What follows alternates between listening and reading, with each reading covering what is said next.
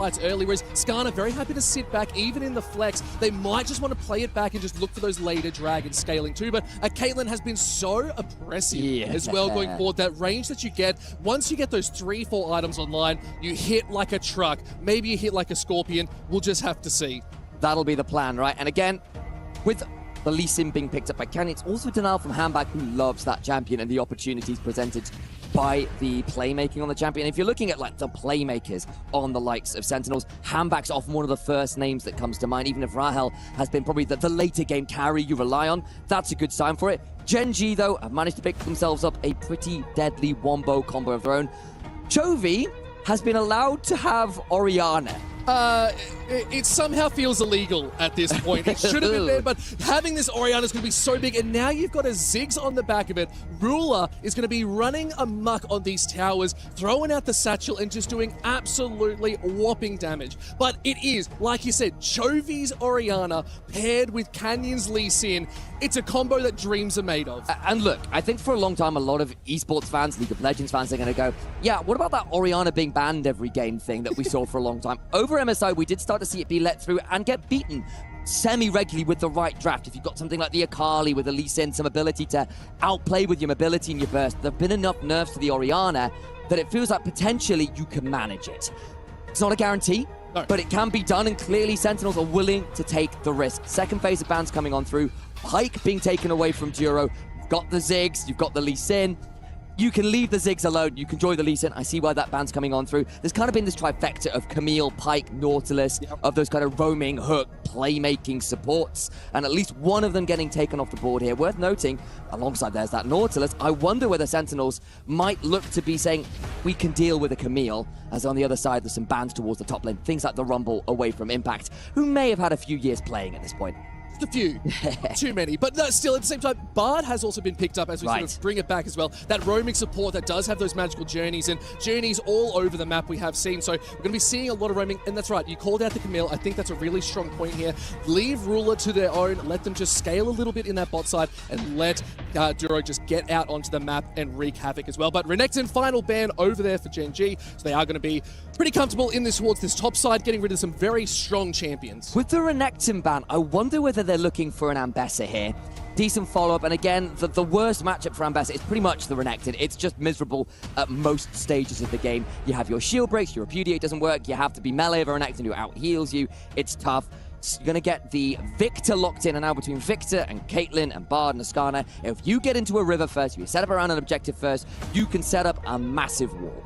Yeah, and that Storm as well is going to be so big, especially when you will want this Lee Sin going in. Canyon wants to be in these fights. Dropping that Storm on his head, it's just going to chase the team away. So playing around this cooldowns, there is the Ambessa being picked up there. Kiin is going to be feeling so good on this and going to be able to just get to this backline so well. It's one of these champions. Oh, and there's the you just called it. Absolutely, mate. You are reading minds today. Sometimes it's like I know what I'm talking about. Only occasionally. But yeah, I think the Ambessa made sense once we saw that Renekton ban, and with the Pike and the Nautilus banned, it was like, well, the Camille's up and you've locked the Bard. Difficult to get rid of that as well. But clearly they said, look, Duro, we're more afraid of you on the Nautilus than Pike version. And Camille, we have seen the highs of it, but it is one of those picks that you will die a few times making the plays more often than not.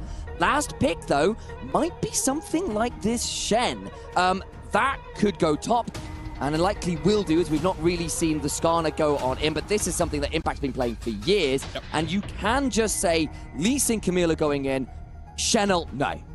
Look, and yeah, the Shen is such a big pick here as well. Like, you get those strong taunts. You do have the global, so it's not just a TP's available now. You can get to these fights a little bit faster. So it will be on Kiin to be smarter about rotating with the team, whereas Impact is happy to sit in the side lane just a little bit longer, come in with a big shield, and cause the upset. So I'm excited to see how these team fights are going to go forward as well, because I'm looking at this Caitlyn Bard, and yes, Sentinels, they've been looking pretty good. Like you said, they have these ways of being able to either get really strong leads and take it all the way, or if they fall short. But Gen.G, they've come off quite a big break. We're starting to see them move a little bit differently. We want to see what they're bringing to the table after having some downtime. Look, Canyon and Duro have got a lot of agency to them and a lot of weight on their shoulders in this draft. They're the ones with the big playmaking that needs to set up for that Orianna shockwave, the Ziggs bomb, the Ambessa following up with that public execution, and you want to annihilate whatever poor soul is caught within that Hextech ultimatum. That's the plan. On the other side for Sentinels, it's a lower floor to execution. They've made things a bit simpler in that sense. You have a Skarner, you have a Shen playing off on that side lane, you set up a load of traps, you set up a gravity field, and you say, get in, try and come into us. We dare you. You've got your own pick, and you try and keep that Viktor and that Caitlyn miles away and make it a difficult choice for the Lee Sin and the Camille. That said, they better watch their flanks. The mobility, the flank options are through the roof for Gen.G, and if they can find a way behind or catch people in 3v3s, in 2v2s, in those skirmish scenarios, that setup of zone control will be a lot harder to come to fruition for the side of Sentinels. And Gen.G, I would call them, they're almost like a loaded gun. You pause for a second. If you take too long, they're going to pull the trigger and they will just take you out. Doesn't matter. I'm really worried for this Caitlyn who can get jumped on from afar. You talked about these unique angles that Camille can do, the Ambessa as well. It's going to be one of these things you have to be so careful. A single ward hop from this Lee Sin Canyon could spell an absolute disaster. But here we are, getting ready for the first game of the day here on B Stream. Initialize, it's going to be a doozy. Gen.G versus Sentinels. I am excited. As you should be, defending EWC winners in Gen.G. One of those teams that has been so monstrous for so long.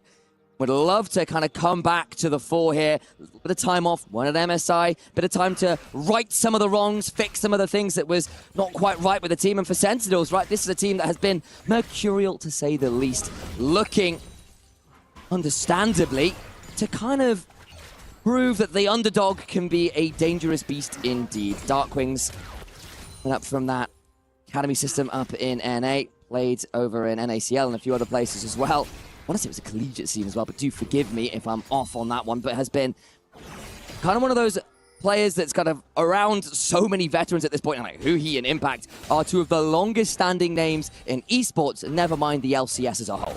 Yeah, well, that's so true. Like, every single player here has got some great experience, but it's the Sentinels' maybe lack of international experience that we do need to talk about as well, where this is a team first time coming out into the open and seeing what these teams are going to be made of. And going up against Gen.G, that's a tall order. That is a big drink to sort of scull. But I think they're up for the task. I think they've got some moves, they've got some plays.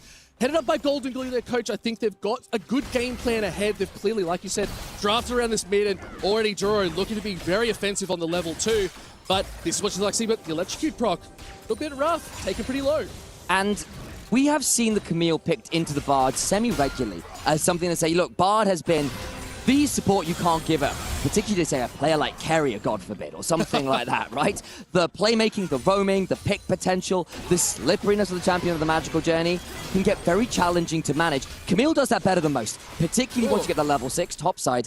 Some aggressive trading, but neither necessarily feeling it. What's the timing flash? Doesn't quite land. Oh, but nothing too big of note, but I like the aggression coming out of Impact there. Clearly knowing that Shen level 3 is quite strong, the taunts are good. You can make some aggressive trades, and taking Kiin out of the game just a little bit early, gaining some tempo, means once that level 6 comes online, maybe they can roam, but already Canyon spots it out and says, maybe we can go for something here. Impact has to be careful. Canyon's full HP, the ward hop, just to get behind and slow it down a little bit more. And I think this could just be first blood, as it is picked up by Canyon. It is. Kiin gets the assist as well, which is very nice. Canyon skips out on taking that blue buff to get on over and be on a slightly awkward timer. Catches Impact, undoes some of the shove, and again, that trading earlier, both top laners left low. Well, it's easy pickings for Lee Sin. Not the end of the world still. Couple objectives still on the board coming up at 1.5 minutes. We got that dragon, so I guess we'll have to see where these teams are going to get priority, but let's look at this replay of just this nice little gank. It was nice to see Canyon getting that early rotation. Yep, really was. Gets the ward hop behind Impact and says, look, there's no way you're getting out here. Hits the Sonic Wave and says, at this point, I'm just going to auto you. Not going to press the Q2 and lives Impact with very limited options. Back to life, though. Duro has to flash away as HamBak gets a drive into the wall. Straight back in, but Canyon's very happy with this. Able to just ward hop out, get under the tower, is able to stay out of danger. But nice proactivity again. Sentinels being aggressive in the jungle. I like to see it. And this is something we've seen a lot from LCP, from LCK, from LPL, a lot of our eastern regions in general.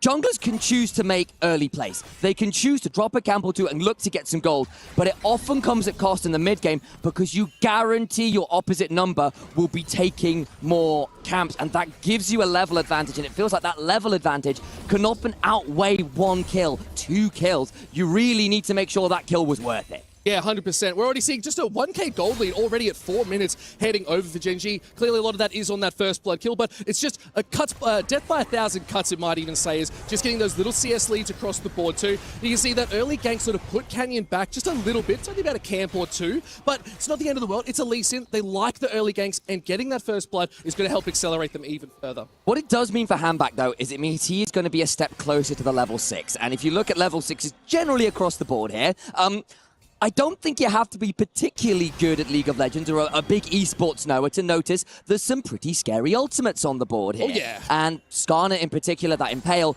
is right up there as one of the highest power budget ults in the game. Oh, yeah. It is so huge, and again, it's one of these things that Gen.G, they want to be grouped up in these strong team fights and get onto the back line. Putting a Chaos Storm over the top, I said it in draft, it's going to be getting so much maximum potential in damage, depending on how Darkwings is going to be able to hold on and maybe scale as well. You're up against Chovy of all players, a player that is known to be incredibly good at farming. You see Magical Journey, Huhi looking to come down onto Ruler. Here's HamBak as well, but sent back into level 5, flashes traded, and it is Ruler able to get away. Didn't need to burn that flash, though. He would have been in a lot of danger. Duro's now roamed down, but it's only level 3, really. Same as Huhi, as we noted. But that'll be Dragon spawning. Flash taken off. That Ziggs could be at risk a little later on. It's actually started with the Hex Tech actuator here as well, interestingly. It means it's probably not going towards the Luden straight up if memory serves. Dragon being contested. This would be the level 6 Scuttle Crab. Eyes on HamBak and how aggressive he wants to shove this. Darkwings around as well. Huhi with a magical journey. Won't necessarily find absolutely everything they're looking for as the heal comes on in. Looking to slow down with the command distance. The stun is there. There's the Impale. It's going straight on in. The slows are good. And a nice pickup by Darkwings. They played it so well. It was just a clear cut forward. Caught him unawares and a nice lockdown. Really well done by Sentinels. Sometimes it feels good to set things up a little in advance. We say, yes, Lee Sin's gone for this topside play, but it's slowed down his ability to get to level 6. HamBak is in the river first. HamBak gets the level 6 Scuttle Crab. You got a magical journey and an easy Impale. Yeah, and it was even Huhi landing the stun there too. Like, that was just absolutely magic, setting it up. Impale was perfectly landed, and once you're locked down, there's nowhere you can go. So, really good proactive play, and a battle of inches and miles, and Sentinels are keeping pace. They are. It's still 1,000 gold lead to Gen.G, and again, some of those CS numbers will be notable. Chovy is, well, Chovying up about that 10 CS. We know what this man is capable of and how dangerous he can be given a laning advantage. He's got the Dark Seal, and that Catalyst of Age is going to be going towards the rower build. And sometimes I'm a big fan of that if it's into a burst comp. Not so sure whether it's needed this game, but hey, that survivability is never anything to be sniffed at for a player like Chovy, who likes to stick around in fights best he can. Yeah, absolutely. I think when you look at the other side too, you do have a Skarner. It's quite a bit of tank on the other side too. Shen as well. Like, these are members that are happy to stick around in these fights. You can't really blow them up too quickly. So I think going for this rower is going to be the right call, where you can just keep the scaling going. You're going to move along with them, and you will be able to do a lot more damage as you start to build. A little bit of burn, maybe some bursts. Look, I can see the argument that you're drafted a burst comp, and your win condition is not killing the Skarner, it's getting to the backline and ensuring that Rahel and Darkwings never get to play the game. And with that in mind, I could see an argument to build for something like a Luden Shadow Flame and just say, pop goes the Weasel. Yep. That's not the decision here. And to be fair, the extra HP will help. There's a little bit of an interrupt here towards Ruler again. Doesn't have that flash, gets eaten by the electrocute, and there's a Shen ult. Shen's coming in straight on down. Let's see if they can cause it out as Ruler has to use the satchels, dodges out, but still gets tied up. Oh, lovely. God. Ace in the hole. A beautiful executed play. A couple ultimates spent, but gold in the pocket. Good proactivity here from Sentinels. Again, they're coming in with no weight on their shoulders. They are here to prove exactly what they can do. They're going to get a dragon on top of that as well. And all the while, there is a topside play. Teleport's coming up. Keep an eye on that Bard as well, who's on a reset, potentially looking to go top. That won't happen. But now Gen.G make their own TP moves. This also means that Kiin can play a little bit more aggressive, right? Like, the ultimate's down for Shen. You can't really do too much. The Impact's not going to be able to move around the map as fast. Void Grubs have now been picked up as well by Gen.G. So they got those trades. But now, this is what I was talking about. Where do they go? But the public execution is good. It might be caught underneath as they say, you try and take out Ruler. We'll come for the middle. Kiin is low. He has the flash. He has been taken out. Impact in a 1v4 secures 1-2. He does as well. Oh, but it's an execute. I thought he got the auto off there, didn't quite. Ruler will be able to get the first turret here off this as well with the grubs on top of it. Impact nearly got away with murder. Alas, he only got the one. 2 murders would have been too much, you know? Oh, but what a great play from Impact. Still able to survive just that little bit longer. The slide overstepped by Kiin, but at the end of the day, they still secured it. First tower, it's these little wins that they're getting over it, and this is what Gen.G does so well. I mean, Spirit's Refuge proved to be so annoying there. Kiin goes in, having landed the ult, and has half his damage immune by the fact that Shen pressed W. Like, it's so annoying. And as a result, the taunt, the fact that he didn't have that ability to flash because he'd already blown it, proved to be a step too far. Hey, it's still a 1-for-1. You still get the turret. You don't have the insult to injury with the kill also going on to Duro, who does get away with the execute, thankfully. Yeah, and it's good that we watched the replay here. Public execution was nice, but started tanking a little bit. Duro, you can see, got taken quite low, tanking up initially, but just took one too many, had to burn that flash, and now getting caught once more. Duro tanked it up before, so took about 4 tower shots in total. It's just so much, but still an execute, not the end of the world. No, exactly. And you still got that turret. It still extends that gold lead somewhat. That's great news for Gen.G, who I think, again, with the Lee Sin, with this Camille, are going to want to try and accelerate the game to some extent, right? We'll get another look at what happened while we were in a replay. It looks like there was this bot side play onto Ruler that we saw earlier with the Shen ult. Just a really nice play, right? Yeah. Ruler doesn't have the flash. With the Shen here as well, Ruler's got very limited options to escape. Doesn't have that much damage yet, and we even get the cinematic death there. That is a great shot. That was pretty good. I do like following an ace in the hole. It is pretty simple, but we're not playing golf here, unfortunately. It's League of Legends. That's now, definitely under par. Yeah, stop it.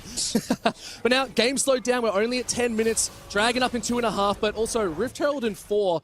You can see here, plates are looking really strong. Gen.G have just been so aggressive on these towers, and you'd expect it when you do have a champion like Ziggs, and when you do see this Shen that has to rotate around, but we'll have to see where these two teams are going to scuff out next. Yeah, and you look at a player like Rahel, right, who has been very much, actually might have to hold on that, his impact's been left quite low here.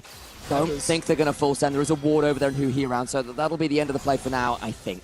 But what I was going to say is, like, look, Rahel's come over from SK Gaming over in EU. Was a good player on a team that was struggling. Has come over to Sentinels, has really been one of their star carries. If you've been looking for someone to carry games for Sentinels, often been Rahel. HamBak gets in trouble. One in, caught out by 3. This is just Gen.G with Imagine the Dragon's Rage is good. Nice. And Duro picks it up, and a nice secure inside Sentinels jungle. Yep, that's very smoothly done. Evens up the kill score, and again, the gold continues to grow here for Gen.G. We've seen good proactive moves from Sentinels, yes, but as ever against a lot of these LCK teams, it's the minutiae. It's just the amount of resources they're picking up on the map. You can see the gold leads in for Canyon. You can see the gold lead in for Ruler, who got those plates and that initial turret kill, and that's giving Gen.G a scary platform, especially with what Sentinels need to do, which is stack those dragons. Minute till that next fight. Probably we're going to see those resets coming on through, and yeah, quoted out there by Mike Vocaster. Look at some of those items. Yeah, that's exactly it. We've got 2 Eclipses already being picked up for the side of Gen.G.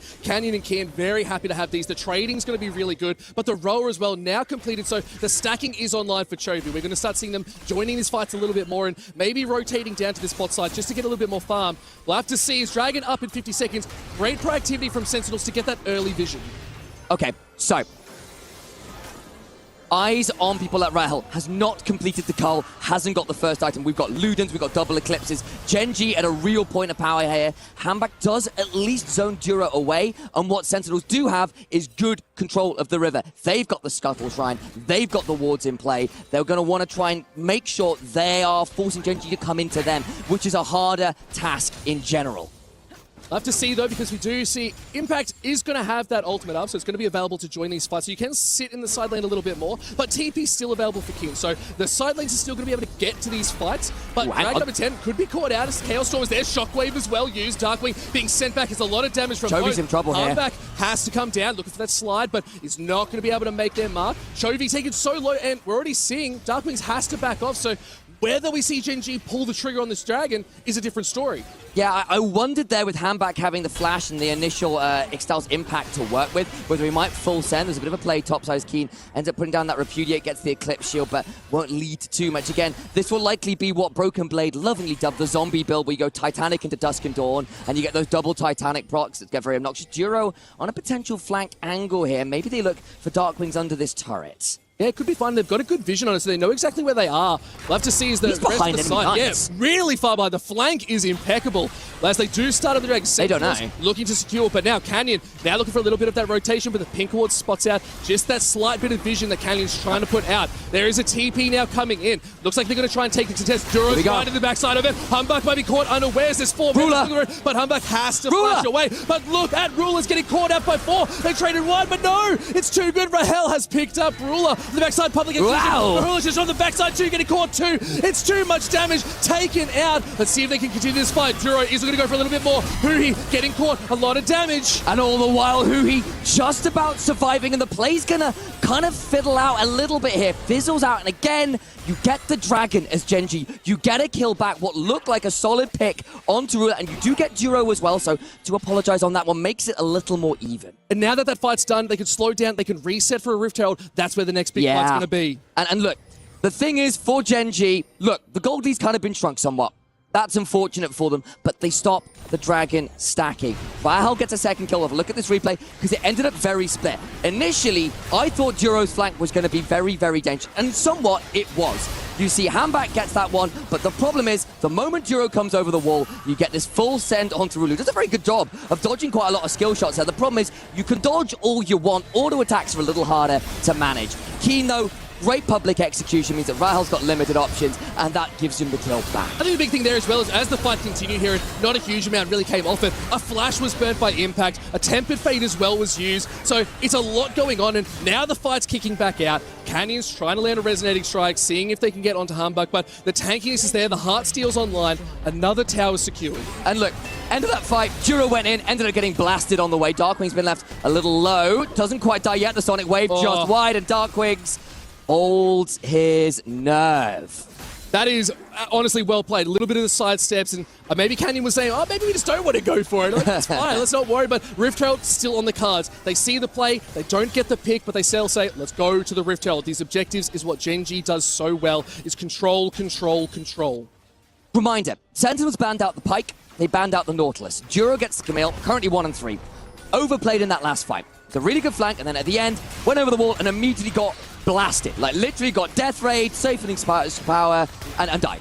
And you have to wonder whether potentially it's a question about, hey, we're more afraid of that Pipe, more afraid of that Nautilus, and it's not a great space for the Camille right now. We've seen this happen before, where the Camille dies early, still managed to get involved later, but you really do want that snowball. You want the Blood Song. You want the Sundered Sky as early as you can get to not die every time you make a play. I think the big side of that as well is you got that Hextech ultimatum from the Camille. That is just the perfect target for a Tempered Fate. The second you go in, you've just got a target put on saying, if I stop them here, we can delay the fight a bit more. So it's one of these little macro counterplays you can do with a Bard when it is this Camille looking to be proactive in these fights. But now, sieging on mid, let's see if HamBak wants to make a play as now getting taken out. There's the Shockwave 2, Dragon's Rage is nice. Tempered Fate keeps them alive, but they're just a little bit too far forward. The damage is good, and Chovy picks up their first kill of the game. Yeah, and sometimes the Tempered Fate's all well and good, but all it does is delay things. And the other side of that, as we kind of potentially think about it as well, is look, you've got a Shockwave. That's faster than Tempered Fate in 8 out of 10 times. If you're on it as Gen.G, the safety just isn't going to arrive in time. The cavalry's on the horizon, but it ain't the dawn of the 5th day yet.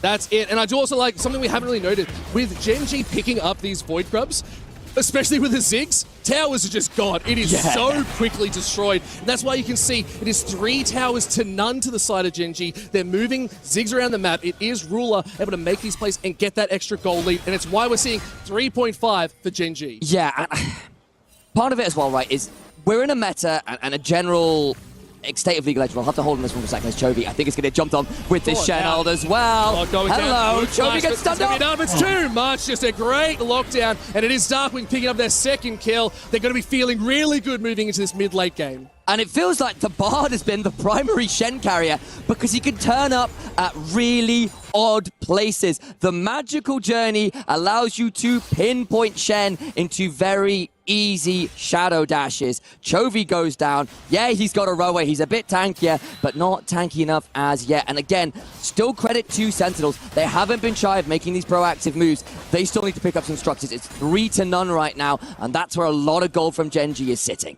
I think let's take a quick second to look at some items as well that are on the board. We've got a couple nice big ones, but Dragon coming up, we need to take that skill check. Exactly, and the thing is, with those items coming, Sentinel's going to say, we're going to go and get this turret, look for a reset, and you're right, those items are pretty significant with Kiin getting a black cleaver, with the fact that Ruler's got his 2 items as well. We'll get this replay onto HamBak, who got kicked out from under his own damn turret. That's very rude. Yeah, just the safety as well. Like you said, sometimes when you get that tempered fate, if you're a little bit too far forward, they're happy to sit on top of you. It's a bit of a rough one, but end of the day, got to make those plays and hope for the best. Yeah, and again, with that play topside for that turret afterwards, means the Sentinels aren't realistically in position to contest for this Dragon. It would only be second anyway for Gen.G. So I think with some of these item spikes being what they are, there's Chovy with the Chovy belt. We've seen the Black Cleaver in for the side of Kiin on this Ambessa. It might be wise to say, look, I would rather play for another item on this Caitlyn, for another item on this Shen, and just give it a Drake. I have to see is they're, again, trying to get a little bit more vision control here for Gen.G as they do go start up the Dragon. Maybe this is one of those signs that Sentinel says, let's just give it. They're already here. It's a little bit too hard. Yeah. Maybe we need to wait for a couple more items to come on in. So I love this practice play. Gen.G, second Dragon. And look, literally as you speak about it, Rahel gets the Infinity Edge. If you have that 30 seconds before, we might be having a different conversation. But you don't have it at the time, and you would have been into Luden's Rocket Belt, to mostly stacked Rower and the Rocket Belt. You know, you've just seen that Sundered Sky get completed from Canyon as well. It's just a rough point in time to be fighting, and one of those things that I think a lot of teams who are still struggling a little bit fall prey to is, I think we need to fight for this Dragon and just go, well, there's item completion to no item completion. Yep. And there is very rarely a bigger discrepancy in League of Legends, even if the gold is close. Yeah, absolutely. But now, 2 items apiece. Starters come online. Luden's and a Proto Belt being picked up by Ruler 2, so a little bit more mobility in the burst is going to be really nice to see. I think that's also why we saw Chovy going a little bit of that Rod of Ages sort of build. It's getting that mobility, but scaling as well. Completely out of game here, but I'm smiling into the distance as there's Gen.G mascots wandering around the arena, smiling and waving at the game, and maybe even look at the game. Oh my god! Canyon able just to ward hop very cleanly as the Rift has been charged for, but no tower secured. That'll be what they were cheering for then. Yeah. Just about getting away with it on there, as they will now escape back with that magical journey. Get the chunk into mid lane, the Tempered Fate, use an attempted pick off there, but Gen.G survived the little attempt from Sentinels onto the mid lane tier 1. Chovy and of course Canyon topside, Kiin also shoving against Impact. Yeah, it's not too bad. A couple crystalline growths to pick up, but getting taunted out, so have to be pretty careful as you are now tanking up a tower, but that damage is really starting to come online. You said the Black Cleaver is going to start getting through these shields quite well. I have to see as they go straight onto HamBak. Caught out, Duro's here, Impale is good, but just sent flying too. I think this one was kicked over the wall. It's going to be enough, and Canyon picks up the kill. Look, they try to come in with the the Stand United, that's one, not the Poppy W. I sometimes conflate those 2 abilities, but it wasn't enough. Darkwings now teleported in to try and make a counter play. And as the Chaos Storm does go forward, the flash is good, the safety of the towers